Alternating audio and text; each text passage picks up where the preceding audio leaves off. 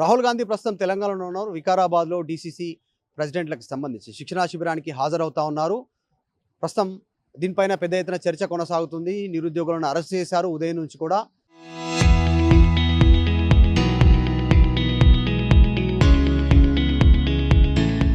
మాట్లాడదాం. ప్రస్తుతం మనతో పాటు BRS president, state president, BRS party ఉద్యమ నాయకుడు గెల్లు శ్రీనివాస్ యాదవ్ ఉన్నారు. మాట్లాడదాం. గెల్లు శ్రీనివాస్ యాదవ్ గారు, రాహుల్ గాంధీ వస్తున్నారు ఈరోజు. కొంతమంది నిరుద్యోగులను అరెస్ట్ చేశారు. ఈరోజు పోలీస్ స్టేషన్‌కి తరలించారు. ప్రజెంట్ పోలీస్ స్టేషన్‌లోనే ఉన్నారు. ఇప్పుడు ఇవాళ తెల్లారంగా 4 గంటలకి అశోక్ నగర్ చౌరస్తా గాని దిల్సుఖ్‌నగర్ నుంచి కానీ చాలామంది విద్యార్థులు ఎవరైతే ఈ జాబ్ నోటిఫికేషన్ల కోసం ఎవరైతే పోరాటం చేస్తుండ్రో వాళ్ళను ఇవాళ తెల్లారంగానే అరెస్ట్ చేశారు. ఎందుకంటే కాంగ్రెస్ పార్టీ వాళ్ళ నాయకుల మీద ఉన్న శ్రద్ధ ఈ రాష్ట్రంలో ఓటేసి గెలిపించిన నిరుద్యోగుల మీద, ఇవాళ విద్యార్థుల మీద ఈ ప్రభుత్వానికి, రేవంత్ రెడ్డి ప్రభుత్వానికి చిత్తశుద్ధి లేదనేది క్లియర్గా అర్థమైపోయింది. ఎన్నికల ముందు ఏం చెప్పిన రాహుల్ గాంధీ గారు అశోక్ నగర్ చౌరస్తాకి వచ్చి విద్యార్థులతో ఛాయ్ పే చర్చ అని చెప్పి వాళ్ళతో కింద కూర్చుండి మీకు అందరికి 2 లక్షల ప్రభుత్వ ఉద్యోగాలు ఖాళీలు ఉన్నాయి, రేపు అధికారంలోకి వచ్చిన తర్వాత ఇచ్చే బాధ్యత మాది, నన్ను నమ్మండి, గాంధీ ఫ్యామిలీ మాది, మీ మాట ఇస్తే తప్పు అని చెప్పి వారు మాట్లాడారు. తర్వాత ప్రియాంక గాంధీ గారు యూత్ డిక్లరేషన్లో ఉద్యోగాల గురించి ఆమె కూడా క్లియర్గా చెప్పింది. రేవంత్ రెడ్డి గారు పీసీసీ అధ్యక్షుని హోదాలో అనేకమైన మీటింగ్ లోపల తెలంగాణలో పర్యటించిన ప్రతి కాడ కూడా నిరుద్యోగులను నమ్మించడానికి అనేకమైన హామీలు ఇచ్చిండు. ఇవాళ అధికారంలోకి వచ్చిన తర్వాత ఎందుకు భర్తీ చేయలేకపోతున్నారు అంటే ఈ రాష్ట్రంలో నిరుద్యోగులకు వాళ్ళకు ఉద్యోగాలు ఇచ్చడం వీళ్ళకి ఇష్టం లేదు. వీళ్ళు ప్రభుత్వం మీద వ్యతిరేకంగా మాట్లాడాలి, వీళ్ళు అడుగుల బాట పట్టాలి, ఇది వీళ్ళ టార్గెట్. గతంలో తెలంగాణలో ఎట్లా నక్సలిజం పెరిగింది, కాంగ్రెస్ పార్టీ చేపట్టిన అరాచకాలతోని, వాళ్ళు చేపట్టిన హింసతోని ఉండలేక తాళలేక ఆ రోజు చదువుకున్న నిరుద్యోగులు, ఉస్మానియా విశ్వవిద్యాలయంలో చదువుకున్న నిరుద్యోగులు ఇవాళ మొన్న కొంతమంది లొంగిపోయిన వీళ్ళందరూ నక్సలైట్లు ఎందుకు మారారు? ఆనాడు మీరు ఉద్యోగ అవకాశాలు కల్పించగా మొత్తం ఉద్యమాలను తొక్కి పెడితే, హింసతో మీరు ప్రేరేపిస్తే, దాడులు వేస్తే చాలామంది నక్సలైట్లే వేరు. ఇవాళ రేవంత్ రెడ్డి గారి ప్లాన్ కూడా అదే ఉన్నట్టు ఇవాళ కనిపిస్తుంది. ఇవాళ రాహుల్ గాంధీ గారికి చిత్తశుద్ధి లేదు. ఎందుకంటే ఉద్యోగాల విషయంలో ఎన్నికల దాని మీద అసలు పోరాటం చేస్తలేడు. 2 లక్షల ఉద్యోగాలు ఇమ్మీడియట్‌గా రిక్రూట్‌మెంట్ చేస్తామనేటువంటి స్టేట్మెంట్. దాదాపు 70 నుంచి 80 వేలకు పైగా మేము రిక్రూట్‌మెంట్ జరిగిపోయింది, నియామక పత్రాలు ఇచ్చినామని ఉల్టా మీకే సవాల్ విసురుతా ఉన్నారు. ఎల్బీ స్టేడియంకి వస్తారా, లెక్క పెట్టి చూపిస్తాం ఎన్ని తలకాయలు ఉన్నాయనేటువంటి స్టేట్మెంటు. సో ఇప్పుడు మీరు అంటారు గతంలో కాంగ్రెస్ ప్రభుత్వం వల్లనే నక్సలిజం పెరిగిందని. మరి అదే లొంగిపోయిన నక్సల్స్ ఈరోజు ముఖ్యమంత్రిని సచివాలయంలో కలిసిరు, రాహుల్ గాంధీతో కూడా కలుస్తారనేటువంటి వార్తలు వినిపిస్తాం. నేనేమంటున్నా, ఈ ప్రభుత్వానికి నిజంగా చిత్తశుద్ధి ఉంటే చర్చకు రమ్మని, బహిరంగ చర్చకు. ప్రభుత్వం ఇచ్చిన నోటిఫికేషన్లు ఎన్ని, ఈ ప్రభుత్వం వచ్చిన తర్వాత రేవంత్ రెడ్డి గారి అధ్యక్షతన క్యాబినెట్ మీటింగ్ లోపల ఫైనాన్స్ అప్రూవల్ ఇచ్చిన ఉద్యోగాలు ఎన్నో మీరు బయట పెట్టండి. అవన్నీ మాట్లాడకుండా ఇచ్చినామంటే మోడీ లెక్కనే మాట్లాడుతుండు. మోడీ ఏమన్నాడు, 2 కోట్ల ఉద్యోగాలు ఇచ్చినాం, మోడీ కూడా అన్నాడు సంవత్సరానికి 1 కోటి ఉద్యోగాలు ఇచ్చినాం. ఆ ఉద్యోగాలు ఏంది, బజ్జీలు తీసుకోవడం, మిర్చీలు తీసుకోవడం, టీ బండ్లు పెట్టుకోవడం, ఇవన్నీ ఉద్యోగాల కింద మోడీ ఎట్లయితే భావించాడో వీళ్ళ కాంగ్రెస్ ప్రభుత్వం కూడా అట్లనే మాట్లాడుతుంది. ఇప్పుడు every year outsourcing employees renewal వేస్తారు, అవి వీళ్ళ కోటాలు వేసుకుంటారు, అవి ఉద్యోగాలు ఇచ్చినట్ట? అట్లా కాదు కదా. ప్రభుత్వమే డైరెక్ట్గా నోటిఫికేషన్ ఇచ్చి పర్మనెంట్ ఉద్యోగాల రిక్రూట్మెంట్ చేస్తే అది లెక్క. కేసీఆర్ గారి ప్రభుత్వంలో పెండింగ్ ఉన్న ఫలితాలను ఆ పత్రాలు విద్యార్థులకు ఇచ్చి ఇవి మేమే ఇచ్చిన ఉద్యోగాలు అంటే అందరూ నవ్వుతున్నారు. మాకు కేసీఆర్ గారు నోటిఫికేషన్ ఇచ్చి మేము ప్రిపేర్ అయ్యి మీ ఎగ్జామ్ రాస్తే రేవంత్ రెడ్డి ఏంది డప్ప కొట్టుకుంటాడు, ఇక మీకు పిలిచారు కాబట్టి తప్పైన ఉద్దేశంతో వాళ్ళంతా ఎల్బీ స్టేడియంకి వచ్చారు. గతంలో కేసీఆర్ గారు ముఖ్యమంత్రి ఉన్నప్పుడు మేము 1,50,000 ఉద్యోగాలు భర్తీ చేసినాం. ఎప్పుడైనా ఇట్లా మీటింగ్లు పెట్టి బహిరంగంగా ఇచ్చినామా? డైరెక్ట్ రిజల్ట్ ఆన్లైన్లో పెట్టినాం.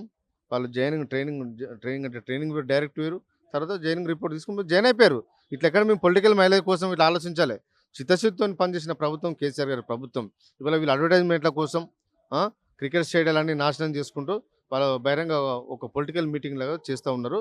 కాంగ్రెస్ ప్రభుత్వాన్ని ఎవరు నమ్మట్లేదు. మొన్న ఫుట్బాల్కి సంబంధించి మెస్సీ వచ్చినప్పుడు రాహుల్ గాంధీ వచ్చిండు, వీటి గురించి మాట్లాడలేదు.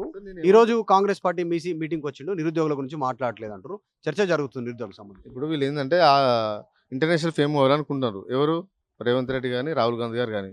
అంటే ఒక మెస్సీకి ఇచ్చిన ప్రియారిటీ ఈ రాష్ట్రంలో ఓట్లేసి గెలిపించిన నిరుద్యోగులకు ఇవ్వట్లేదు. వాళ్ళు అడిగిన వాళ్ళకి గొంతమ్మ కోరికలు కాదు కదా, మీరు ఇచ్చిన హామీలు కదా, అడిచినా కూడా అడగట్లేదు. కాంగ్రెస్ ప్రభుత్వం ఏదైతే నిరుద్యోగుల కోసం హామీ ఇచ్చిందో వాటిని భర్తీ ఏమని చెప్తున్నారు, వాటి కోసం రారు. నిరుద్యోగులు నేను మొత్తం అశోక్ నగర్ చౌరస్తాలో, అశోక్ నగర్లో ఆ లైబ్రరీలో కానీ ఛాయలు పట్టుకొని తిరుగుతారు. రేపు రాహుల్ గాంధీ వస్తున్నావు కదా, ఇవో నీకు ఛాయ్ రెడీ చేసిన రమ్మని చెప్పి పిలుస్తూ ఉన్నారు. రా, నువ్వు డెమోక్రసీ ప్రజాస్వామ్యం మాట్లాడుతున్న రాహుల్ గాంధీ గారు ఎందుకు విద్యార్థులతో చర్చకు సిద్ధంగా ఉండరు, ఎందుకు మాట్లాడరు? ఇవాళ శంషాబాద్ ఎయిర్పోర్ట్ నుంచి డైరెక్ట్ వికారాబాద్ పోతుండు, డీసీసీ అధ్యక్షుల మీటింగ్లో మాట్లాడుతున్నాడు. ఒకరు పిలిపించుకోండి. నిరుద్యోగులను పిలిపించుకొని మాట్లాడచ్చు కదా, చర్చలు జరపచ్చు కదా. ఎందుకు ఇంత నియంతృత్వంగా వివరిస్తున్నారు? జాబులు అడిగినందుకు మొత్తం విద్యార్థులను లాఠీచార్జ్ చేసి కొడతా ఉన్నారు, తీవ్రంగా కొడతా ఉన్నారు. అమ్మాయిలను చూడకుండా కూడా రాత్రి 2 గంటల వరకు కూడా పోలీస్ స్టేషన్లో ఉంచుకుంటున్నారు. ఇదేనా ప్రజాస్వామ్యం అంటే? ఇదేనా మహిళలకు ఇచ్చే గౌరవం కాంగ్రెస్ ప్రభుత్వం ఇచ్చేది?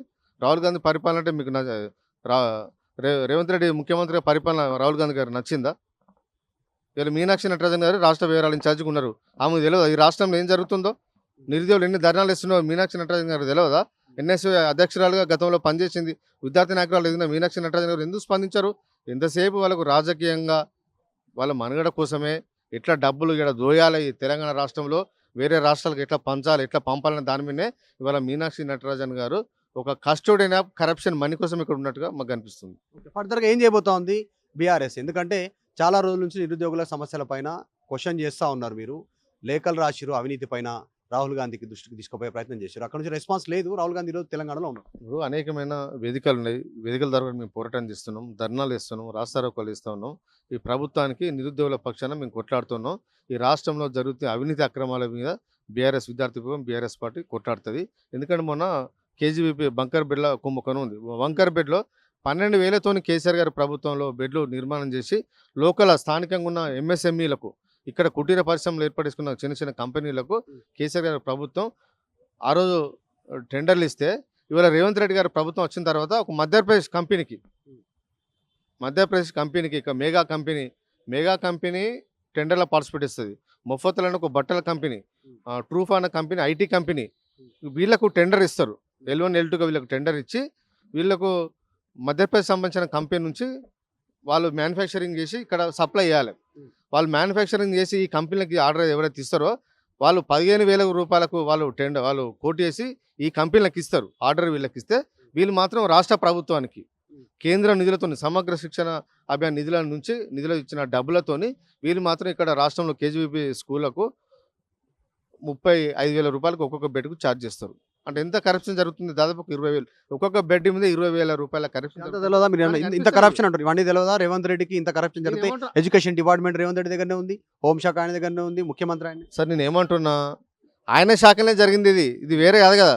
రేవంత్ రెడ్డి గారు ముఖ్యమంత్రి ఉన్న శాఖలనే కస్తూరిబా గాంధీ బాలికల పాఠశాల లోపల ఇంత పెద్ద కుంభకోణం జరిగింది. దాదాపు 100 కోట్ల రూపాయల స్కామ్ అయింది. ఇవన్నీ మీనాక్షి నటరాజ్ గారు కళ్ళు మూసుకపోతున్నాయా? ఇంగ్లీష్ పేపర్లు వచ్చినాయి, హిందీ పేపర్లు వచ్చినాయి, తెలుగు పేపర్లు వచ్చినాయి. ఏం చేస్తున్నట్టు వాళ్ళు? ఎందుకంటే ఆమె డ్యూటీ ఏంది? ఈ రాష్ట్రంలో ఎక్కడ కరప్షన్ చేసే అవకాశం ఉంది, కరప్షన్ చేయాలి. ఆ మనల్ని వేరు వేరు రాష్ట్రాలకు ఎన్నికలకు పంపాలనే ఆమె డ్యూటీ. ఆమె అట్లా కనిపించదు కదా. ఆమె మామూలు ఒక డ్రెస్ వేసుకొని, ఒక జేబులో సమోసా, ఒక జేబులో వాటర్ బాటిల్ పెట్టుకొని తిరుగుతుంది అంటారు కదా. అదే డ్రామా అండి, అది డ్రామా. నిజంగా చిత్తశుద్ధి ఉంటే మరి చేయొచ్చు కదా. మీనాక్షి నటరాజన్ గారు ఇక్కడనే ఉన్నారు, ఒక విద్యార్థి నాయకురాలుగా ఎదిగి ఇవాళ కాంగ్రెస్ పార్టీ తెలంగాణకు ఇన్ఛార్జ్గా వచ్చింది. మరి ఇంత ఇష్యూ జరుగుతుంటే దీని మీద రివ్యూ చేయొచ్చు కదా, ముఖ్యమంత్రి గారిని అడగచ్చుగా. ఎందుకు మాట్లాడుతున్నారా? మాట్లాడదు. ఎందుకంటే రేవంత్ రెడ్డి డబ్బు ఇస్తున్నారు కదా. ఆల్ ఇండియా కాంగ్రెస్ పార్టీని ఇవాళ రేవంత్ రెడ్డి గారు సాత్తున్నాడు, డబ్బులు ఇచ్చి దాన్ని కాపాడుతున్నాడు. కాబట్టి ఈయన ఎన్ని అరాచకాలు చేసినా, ఎన్ని అక్రమాలు చేసినా ఇవన్నీ మాఫీ అన్నట్టు. రాష్ట్రంలో ఉన్నటువంటి నిరుద్యోగ యువతకి గతంలో ఇచ్చినటువంటి హామీల అమలు విషయంలో ఉన్న చిత్తశుద్ధి, గతంలో అశోక్ నగర్ వచ్చారు, ఛాయ్ తాగిరు, వాళ్ళతో మాట్లాడారు, మేనిఫెస్టో పెట్టారు. ఈరోజు డీసీసీ ప్రెసిడెంట్ల సమావేశం ఉంది. మీరు అశోక్ నగర్ రావచ్చు, నిరుద్యోగుల విషయం పైన వాళ్ళతో మాట్లాడవచ్చు. లేదు అంటే ఒక టీంని అక్కడికే పిలిపించుకొని మీరు కూడా మాట్లాడవచ్చు. డైరెక్ట్ శంషాబాద్లో దిగి అక్కడికి వెళ్తా ఉన్నటువంటి పరిస్థితి. ఇక్కడ తెలంగాణలో మీనాక్షి నటరాజన్ జరుగుతున్న అవినీతి విషయంలో ఆమె సపోర్ట్ చేస్తూ ఉన్నారు. ఏఐసీసీ నాయకులను ఇక్కడ నుంచి సాధుతుందే తెలంగాణలో ఉన్నటువంటి అధికార కాంగ్రెస్ ప్రభుత్వం అనేటువంటి స్టేట్మెంట్ గెలు శ్రీనివాస్ యాదవ్ చేస్తా ఉన్నారు. వీడియో జర్నలిస్ట్ జాఫర్తో Madhu Malkedkar, Hyderabad. Local to global news at your finger tips. మీ చేతిలో ఒక ఆయుధం. Download Raw TV app. Media legend Ravi Prakash is back.